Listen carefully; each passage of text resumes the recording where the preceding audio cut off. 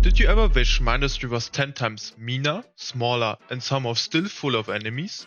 Yeah, me neither, but here we are. Today we're tackling a totally non-sarcastic custom map that crams 10 times the usually enemy spawn into an area the size of a cake. We land on the map and you can see it's full of scrap. That's how we will beat wave 150. We have some starting patches to work with. My plan is to get power because all the scrap factories require it. I speedrun the differential generator to get started, because the first wave comes in 5 minutes. We need metaglass, titanium and silicon, but it's a lot of manual work.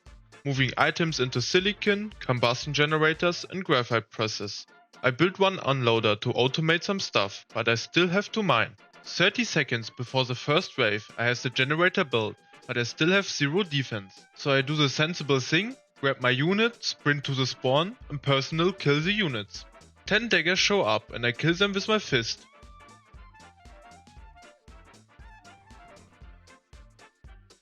That's done, now we have 90 seconds to the next wave. I automate the pyrrhotite and cryofluid. With that I have the differential generator finally automated. Goodbye to manual labor. We can actually start playing the map.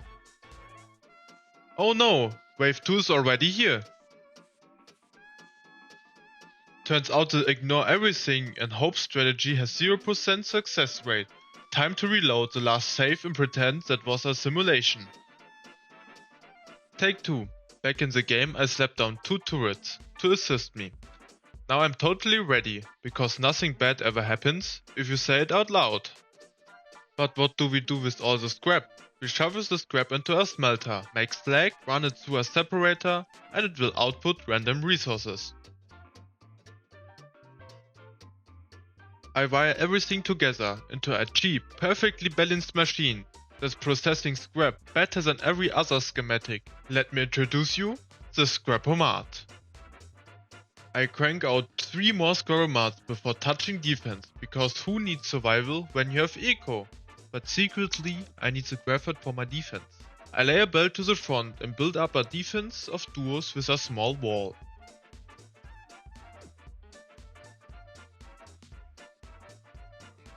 Then wave 9 rolls in. And surprise! I forgot anti-crawler defense. They kamikaze my turrets, turning my defense into cheese. Defense overrun! I hit panic mode. I slap hails at my core, but what are the units doing? They just walk to my Scrapomats and ignore my core? Interesting. I survive, but the units done heavy eco damage. I rebuild the Scrapomats. Priorities, right? But still no proper walls. I somehow survive the next wave on pure anxiety. Then finally rebuild the upgraded defense, like a responsible adult. I build some hails and some menders, so the wall can take more.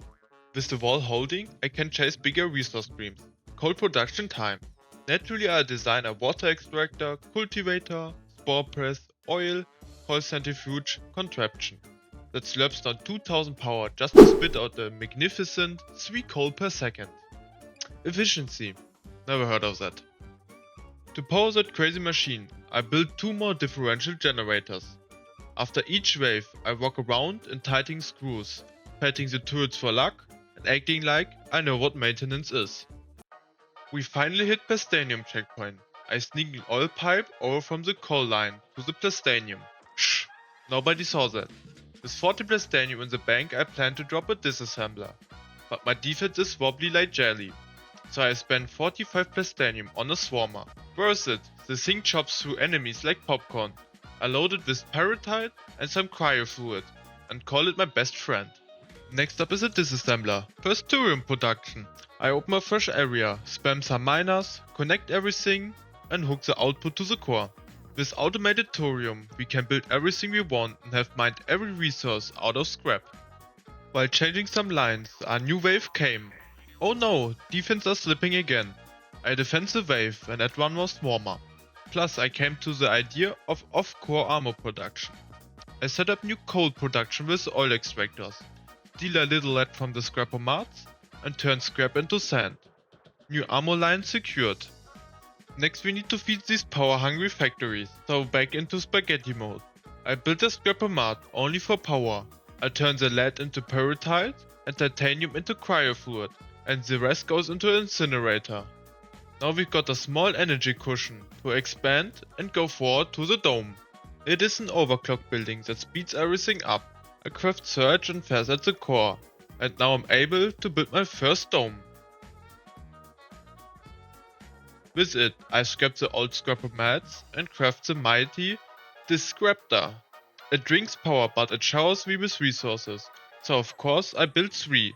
Surprise, we are out of power. I create a scrap to dome setup near the differential generators. No, I'm not expanding yet, space is precious on this map. And here's a quick pro tip, don't copy me. I delete my armor line to slap down thorium reactors. Bad idea 1. Then I forgot the proper ratios for thorium reactors. Bad idea 2. A huge wave hits, armor is 0,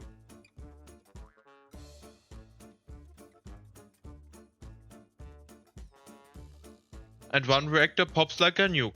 Do I quit? Nope.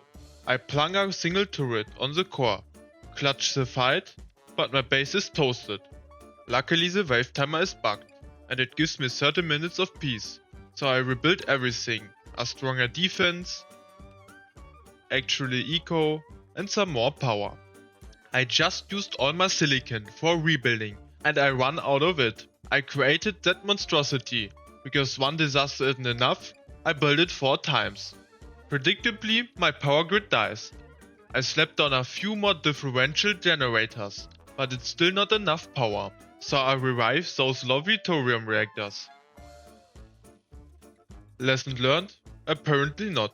I reload, switch to RTG generators because they don't explode, but they eat my thorium. Thorium dries up, so 6 more disruptors. But now I'm stuck in an endless loop. I need power, I build power, run out of fuel, make more resources, and need more power. And so it goes along. After 3 hours, my sanity is drained, so I carpet the map with solar panels. They only cost space. I even delete the RTGs and drop some simple mining units for basic resources. Not ideal, but my brain is dead. Once my brain comes back online, I remember impact reactors are still a thing. They are the best power I can get, so I draw up a compact blueprint. Discraptopus Impactus and drop the first one. Naturally, that's when a wave slips through my half-built wall. I abuse the handy wave time bug, patch the gap, and finish the reactor. And now I can introduce you the finished Scraptus Impactus. It's perfectly ratioed to the scrap and can survive on its own. Now we come back to the defense. It's completely broken, so I rebuild it to my best defense that I had in my mind. I built cyclones, loaded with surge alloy plus some nearby water turrets. Surge alloy is electric, electricity and water goes boom. I test my new defense, everything is solid. With the front line safe, it's time to untangle the spaghetti in the back. I pump some cryofluid into the turrets, so they fire twice as fast. Then bulldoze the temporary fixes that I have left lying around. Naturally, that's when disaster strikes. I overload my Scraptus Impactus. Every reactor shuts down, and the lights go out. I split the base into 2 power grids. I bring reactors back to life, and then bring the rest online. To stop repeat meltdown, I build a one-way diode. Only as much power can leave as the grid actually holds.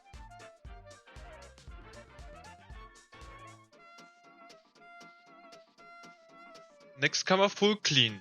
I scrap extra disruptors, retire a few differential generators, and rebuild my core schematics, and tidy up the wiring.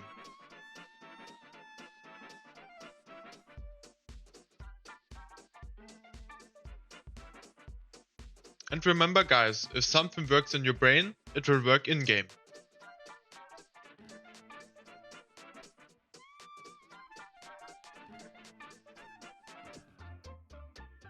Now I have a new problem. There are too many enemies that are squeezed in the spawn. Enter the Ogg. a T5 support unit that's basically a walking shield. I queue up a factory and let it work while I fix a resource problem. Copper and lead ran dry because my miners were busy on coal and sand. Machines now handle the coal and sand problem, and the units go back to basic mining. And by round 100 everything humming again.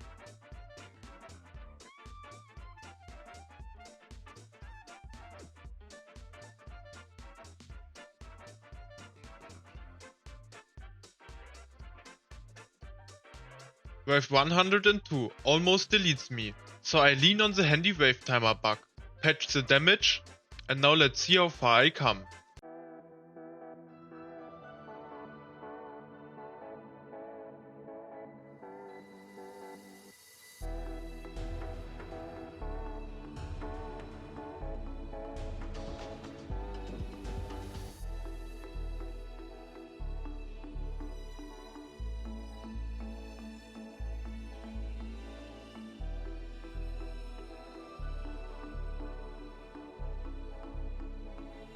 Wave 122 hits, where the run finally ends after 3 hours, 23 minutes of glorious chaos. It was a wild ride that swung from "I totally got this" to "Why is everything on fire?" more times than I can count. Think you can do it better?